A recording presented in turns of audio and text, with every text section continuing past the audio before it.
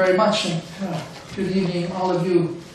I'm not used to all this heat in the room, coming from Canada at minus 25 yesterday, and there's just about 2 meters of snow in front of the house, where I noticed crocuses out here, so I'm quite happy to be with you. And thank you for inviting not only myself, but my team from the Child Soldier, Romeo Dallaire Child Soldier Initiative, and particularly Dr. Whitman, who will participate with me in the presentation we have on the perspective of how this new weapon system is not only out there and being used, but in fact how we are attempting to treat it, to reduce it, and ultimately one day to eliminate it. This phenomenon in which we find ourselves in is due to the fact that we've stumbled into a new era. It is not like before. We have moved in the post-Cold War era into an era that is not temporary, but seems to be a continuum of enormously complex and enormously ambiguous conflicts around the world.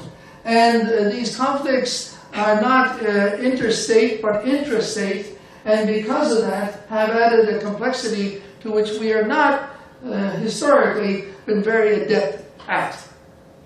And so imagine the Cold Warriors of the Eurocentric world that we were involved in, having served in southern Germany, northern Norway for over 30 years, to all of a sudden find ourselves in the early 90s amidst a whole series of imploding nations, failing states, civil wars that lead to extremes that are not only ethnic cleansing, mass atrocities, but even we see the resurgence of something that we had thought never again to happen, and that is genocide.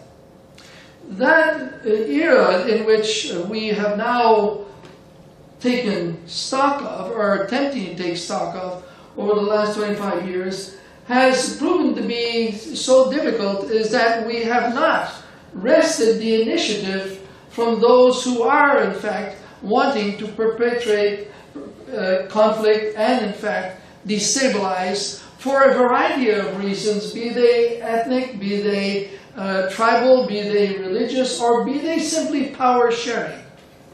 Which brings me to where I started with this whole program, was with the Rwandan genocide.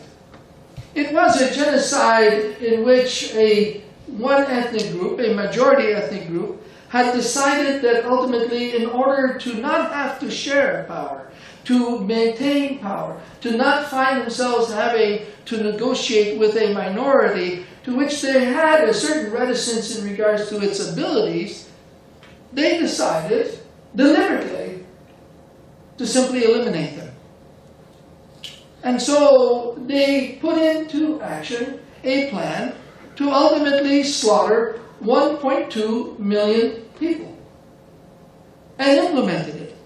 Implemented it in front of us. Implemented it even though we were warning that we were going into catastrophic failure. We could not move the international community to realize that this actually was going to be of a scale unheard of, and a scale that ultimately would be a horrible black mark on all of humanity as we ebbed the 20th century. They implemented it, and we stood by. We stood by, and by doing that, we sort of acquiesced to the fact that this thing can happen. And it can happen because it's not necessarily affecting us directly. It's not necessarily affecting our self-interest. Why would we engage into a tribal war in sub-Saharan Africa? As some indicated, it's in their genes. Why would we want to risk the lives of our own in such a very difficult situation? We'll let it run its course. And then, in a couple of weeks, we'll come in and then we'll provide the necessary resources to assist in stabilizing the situation and go through the processes of development and reconstituting and reconciliation, and hopefully it won't happen again. This is after spending billions in that country previous. We let that degenerate to the extent where ultimately, yes, several 100,000 human beings were slaughtered in just 100 days. The question that remains is that as we watch this, was that sort of the premise that we've used throughout in looking at massive abuses of human rights and, in fact, conflicts in the era in which we stumbled into? And lo and behold, it wasn't. For at the same time, as there were more people killed, injured, internally displaced, refugee than raped in the 100 days in Rwanda, we poured 67,000 troops into ex-Yugoslavia. I couldn't keep 450 in Rwanda. The international community was not prepared to have blue beret casualties, even though it was watching about 10,000 Rwandans slaughtered a day. And that's a deliberate decision. Some would say, well, really, we're not involved, but not deciding in a situation of that nature is a decision. And so the international community wrote off the Rwandans that were slaughtered, and ultimately the subtitle of my first book, The Failure of Humanity in Rwanda, was not just the failure of Rwandans losing their sense of humanity by slaughtering each other, of which 90% of the population was Christian. But the rest of humanity had abandoned the Rwandans. At the time, 191 other countries abandoned the Rwandans and used a usual phrase that came up more and more often in the 90s, well, the UN has failed again. Where in fact, the international community and the nations that had the capability of responding are the ones who should be held accountable for the failure of the UN to be able to respond, because we refuse to give the UN everything from political support for a mandate, to the troops, to the equipment, to the priority, and even to the humanitarian assistance. The international community and every sovereign state refused to respond to the call from the UN, and as such, permitted that to happen. This entry into the subject is brought about because the bulk of the slaughter that happened, the bulk of the forces that faced each other, government and rebel, were made up of youths. They were not professional armies of long-standing veterans. There were some. But the bulk of the fighting troops were child soldiers, were youths, 15, 16, 17. And the bulk of the slaughter in every church, in every mission in Rwanda was conducted by youths who had been recruited into a political wing, a youth political wing of a political party that slowly, over the period of about a year, indoctrinated them and changed them and refocused them into a militia that had deliberate objectives of being anti and other ethnicity. And it's them, with machetes, that conducted the slaughter. And so, not only the facing of child soldiers with an AK-47 up a nostril and at a checkpoint was a factor, but it was the use by adults of massive numbers of young people, to do their dirty work, to do the killing, to become the primary weapon system of a conflict that caught me off guard, caught us all off guard. For we had no experience in it. We were Eurocentric. There was a couple million of us here serving on this side. There was a couple million on the other side. We had our sort of nuclear umbrella, and it was functioning according to the rules of international humanitarian law, law of armed conflict, conventions that we knew would be applied. That's what we've been doing. The culmination of the Westphalia concept of where frictions degenerate to conflict between states and war. But this was a whole different exercise. This was actually introducing a new weapon system that had in it a moral and ethical and legal dilemma as we faced it, in attempting to respond to mandates that did not give us the ability to intervene. Chapter 6, to observe and report, while Chapter 7 would have given us the authority to use force, to structure a mission to use force, but we would have still required in Chapter 7 at that time the authority to protect civilians.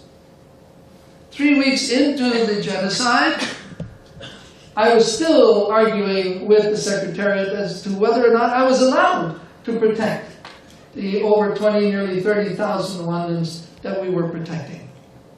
That it was simply not in our mandate. Well, by then there was no mandate. It was just slaughter and abandonment. And so, the child soldier situation remained with me, traumatized how I saw conflict.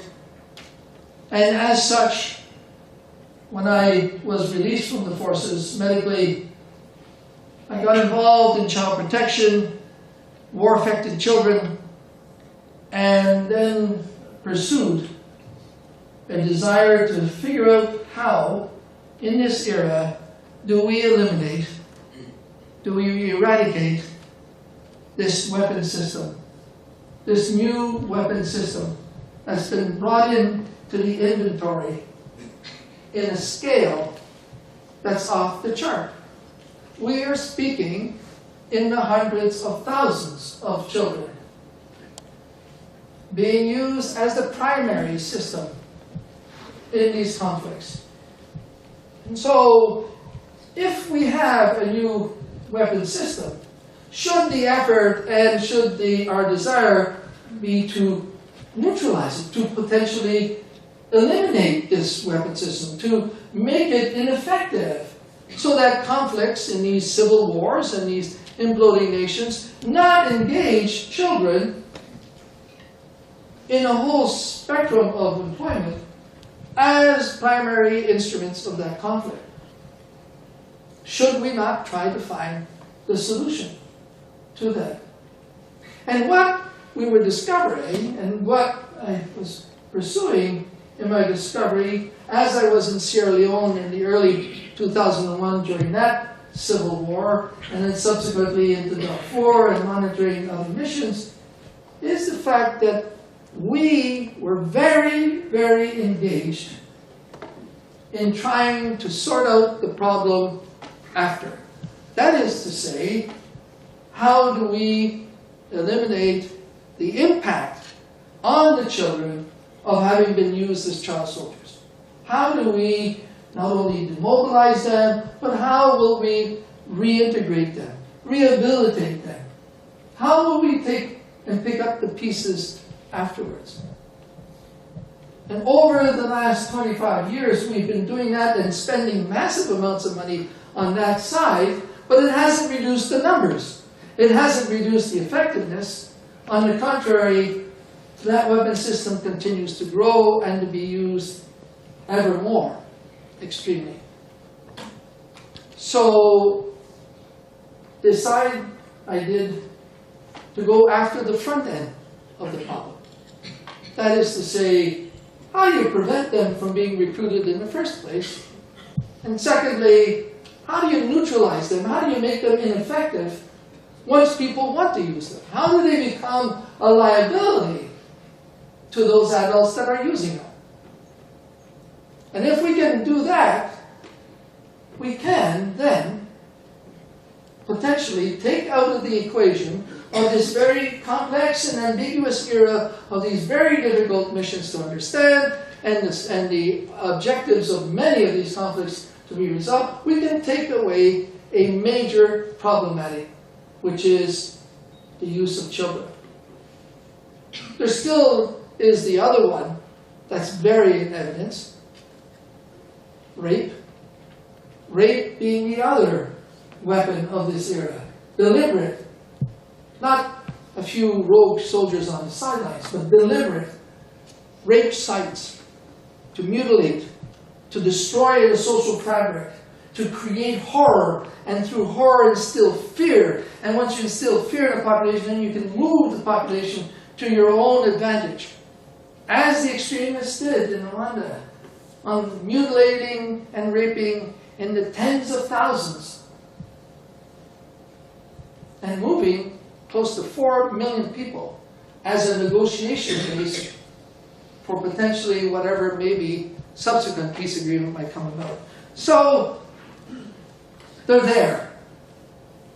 And the conflicts are ongoing, they're prevalent in numbers, and they seem to be a weapon of choice. And so how do we counter that? How do we reduce that threat? And that really is what we're getting at.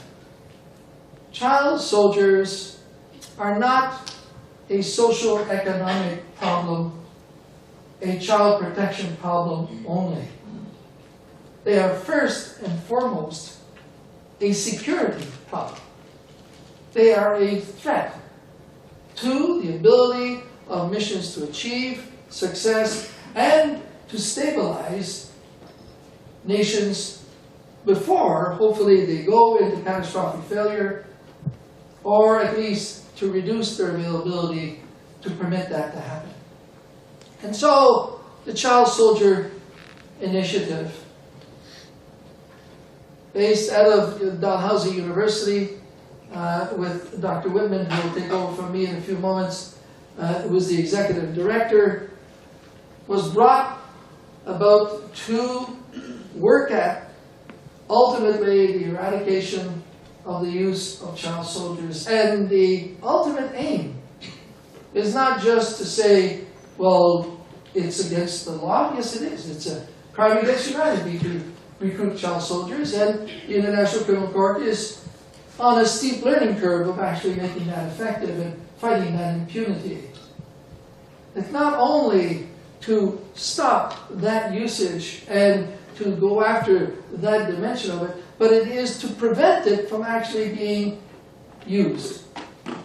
For the business in which I felt to be engaged in was not conflict resolution, was not post-conflict reconciliation. And by the by, effective post-conflict reconciliation is, of course, a very useful and important aspect of conflict prevention the next time. It's sort of, you don't close down the shop for inventory and then start from scratch.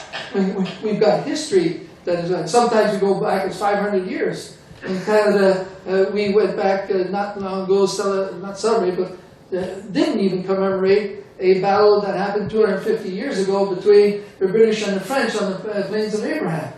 And so we sort of changed loyalties, but it was so sensitive an event that no political involvement was nurtured by any of the politicians of our country. We didn't even recognize the date to commemorate those who had died and fought on that day. It was just too sensitive. One side having lost, the other side having won, and neither side really wanting to acquiesce to the fact that what we had become. So, with that, prevention, absolute prevention, is the aim of the exercise, and not conflict resolution, but prevention. And so, that's why, in our work, we are looking at research in regards to what are the tools out there that we need to stop the use of children. How can we prevent them from being recruited in the first place? Training of security forces so that they know and recognize what this threat is and be able to respond to it in a whole different format than being surprised at all of a sudden facing a threat that they are not used to, and in fact find themselves in some very serious dilemmas of trying to respond to.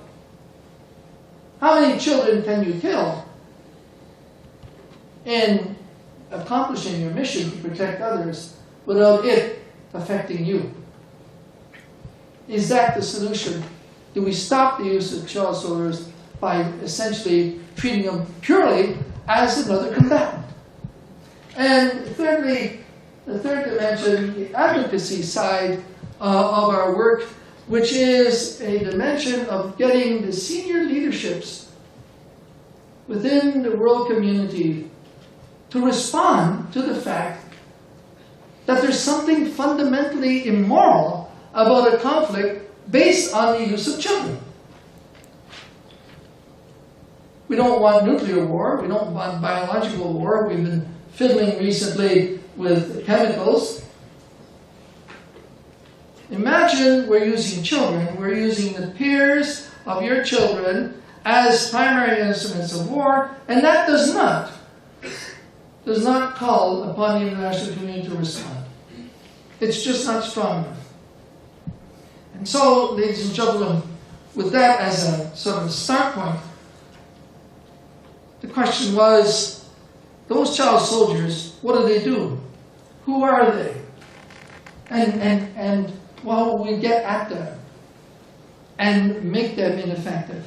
And so there's been a lot of work done in the international community on the paperwork, on the legal side, with the Optional Protocol on Child Rights that came out in 2000, of course, making it a crime against humanity with the International Criminal Court. We've got an SRSG who's on child protection, who's working hard at trying to get countries to stop recruiting child soldiers in their own government forces, let alone the non-state actors. So, and there's reports every year, and shaming and naming, and all that's been going on. There's been all the rehabilitation and reintegration and the worry of re-recruitment that is also going on, where we've been spending a lot of money. That's out there.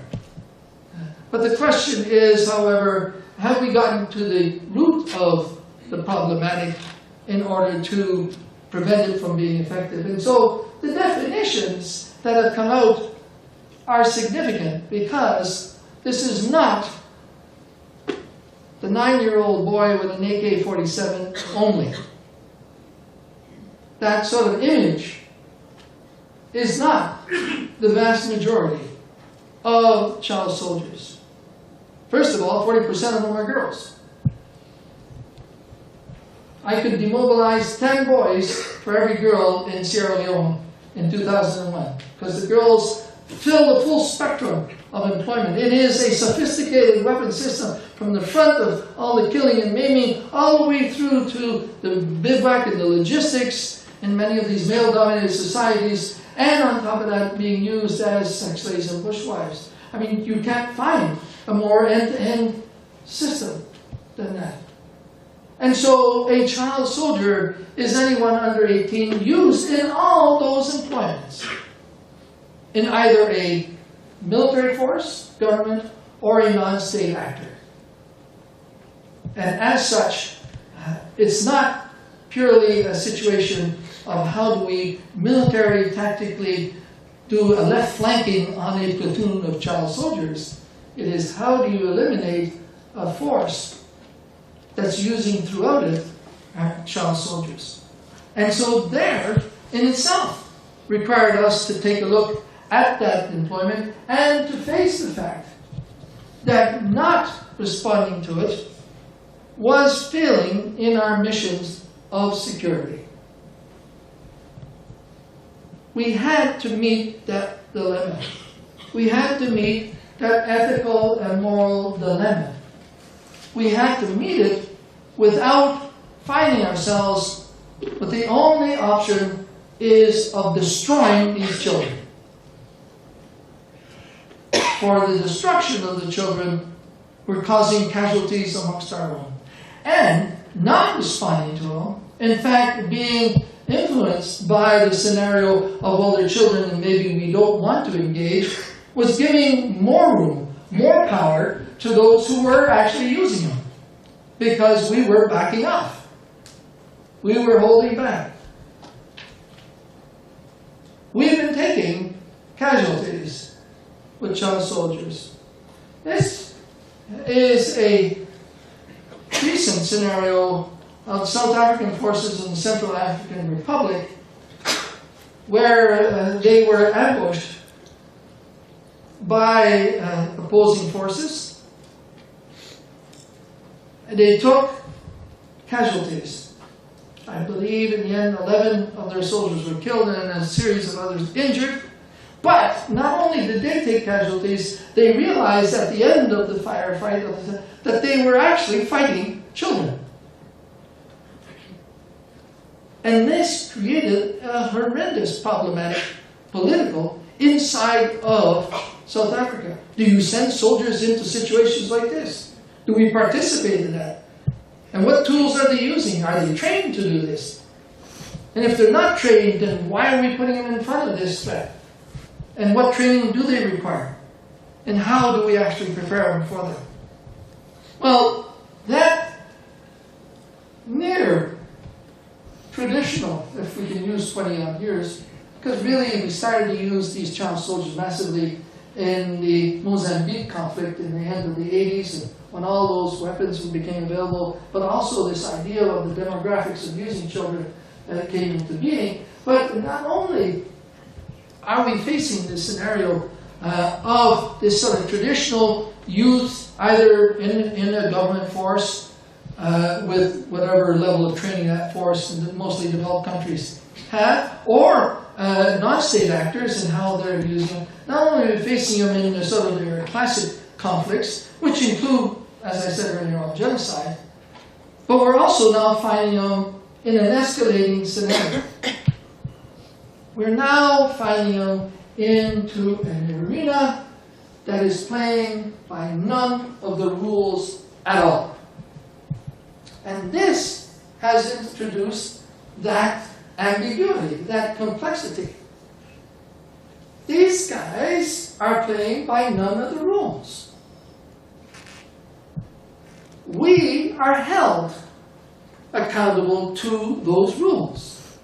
Humanitarian law, law of armed conflict, the international conventions, human rights, no torture. I mean, we're held accountable by our societies, and not only that, morally, we have been educated to be held accountable. We feel that accountability. It's part of our values. Yet, the other side, contrary to when we had the Cold War, when we knew their ethos, we knew what to expect, this side, this scenario, they have the initiative, and they are pushing inhumanity to limits that are defying our imagination. Now, some of us have gone through the traumas of seeing barbaric actions in the past. This is getting a lot of publicity because it's one of the extraordinary tools of the communications revolution now to be able to give it that. But it's being used so effectively that is, in fact, destabilizing how we can respond to it. And the most horrific side of that is the fact that they're using children, 9, 10 years old, in the front lines. They're educating them in the madras, in the schools, preparing what? Preparing the next relay, preparing the long term. They're in it for the long haul. They're preparing recruits for continuing the conflict. It's not a one-shot deal.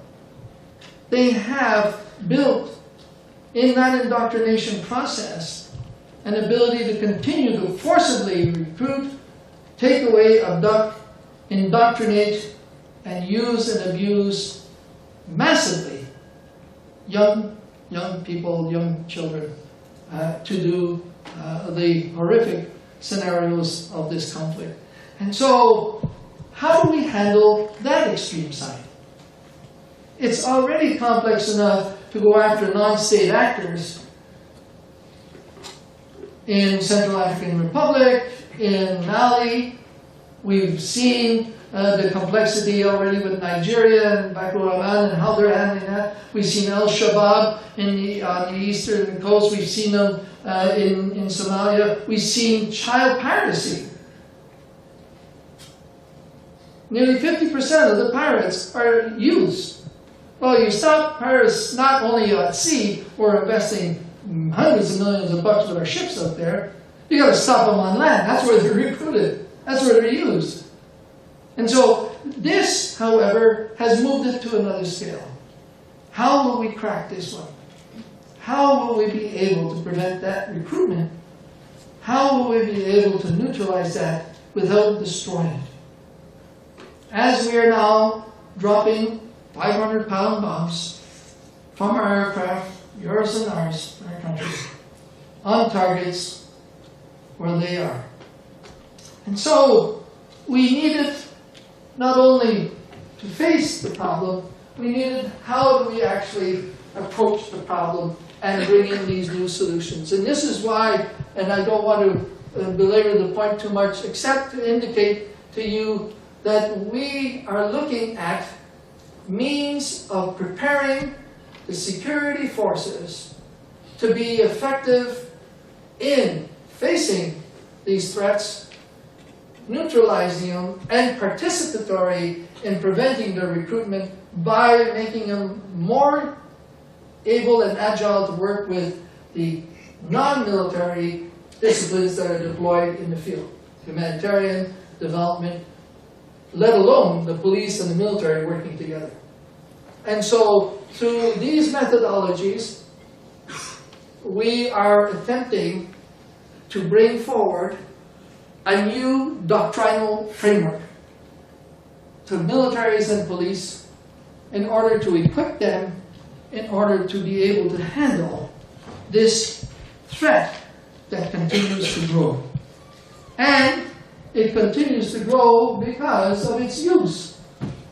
And its use is, in fact, being recognized by the extremists who are pushing it, as I said earlier on, to the limits.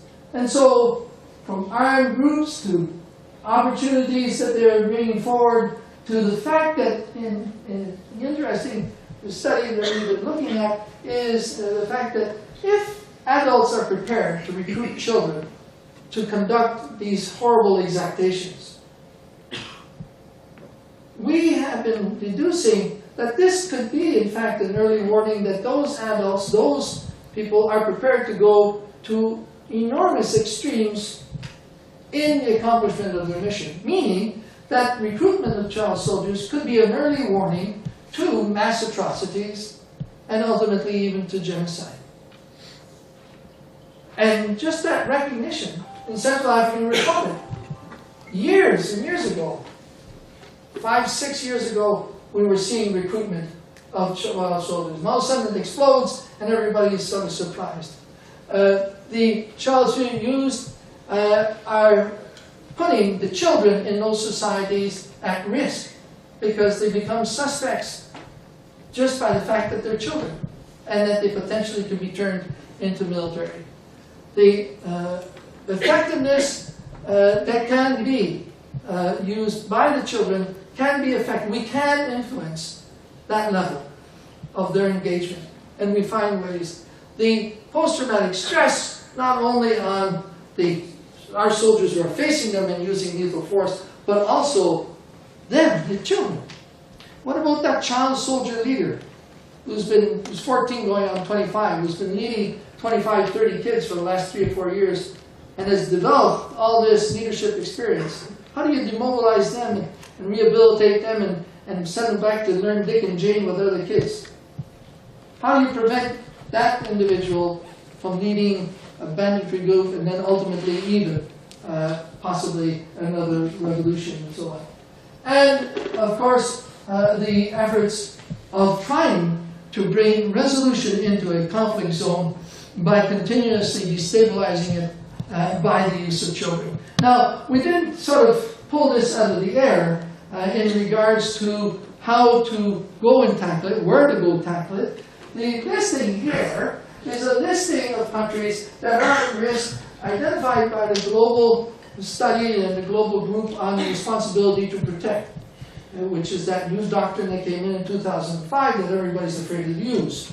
And so these are countries that are seen at risk. These are the countries